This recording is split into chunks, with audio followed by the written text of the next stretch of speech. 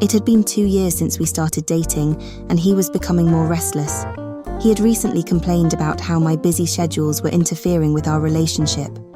That was a first, because he'd never complained before. To make up for my lack of presence, I took the initiative, got the day off and convinced him to do same. I planned everything: the day off, the dinner, the fun activities. Dinner was at an expensive restaurant. The candlelight and gentle strains of music was more than I expected. The laughter and conversation had brought us closer than ever. The day had been perfect, and the whole all-day fun plan was a huge success. I waited for him to lock the car doors before walking over to stand beside him. I could sense it, the reluctance and a new underlying tension. It was written in the brief flash of darkness that I saw his eyes. He was not happy with me, I guessed, but my mind was not ready for that conversation. Not tonight. We walked in silence, our footsteps echoing on the pavement. His hand found mine, and hand in hand we strolled towards my front door, a few meters away from the general car park. My fingers tingled from the warmth of his gentle grip as he rubbed his thumb against my knuckles. I had tried to envision how the night would end. In fact, despite our enchanting date, I had replayed several scenarios over 1,000,000 times in my mind. He would walk you to your door, then you invite him in for a nightcap, a glass of wine. You might end up sharing more, the more tipsy part of my mind counselled. No, my inspired brain objected. Just make the move, kiss him goodnight and let it linger.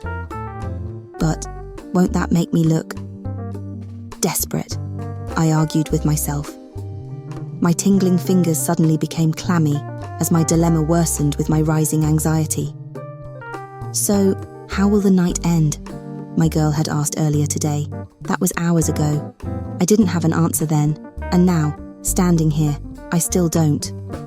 She had suggested crashing at his place, but I was not ready to cross certain boundaries, especially if it would cloud my judgment. Besides, that suggestion was off the table and he was cool with it, but somehow, something changed over dinner. I wasn't sure whether it was the wine, the magical night, or the deep conversation that got us bonding on all levels, but I knew I was yearning for things my workaholic body would usually block off. He was smitten, his touch, his gaze. It all screamed that. He was all over me and I was triggered. Initially, the desire got me confused, but right now, I just knew I needed him to feel all my emotions and see the side of me I had been less than eager to reveal to him or anyone else. But how? How do I play my cards so as not to appear too intense and end up losing my poise? How do I balance desire and dignity? It was either yes or no. But my brain, it was already in the happy hibernation mode, which meant no help was forthcoming. You're on your own. The moment stretched and I felt the weight of my indecision pressing down on me. I was hanging on the edge, hoping for something, anything. If only this was my area of specialization. Help!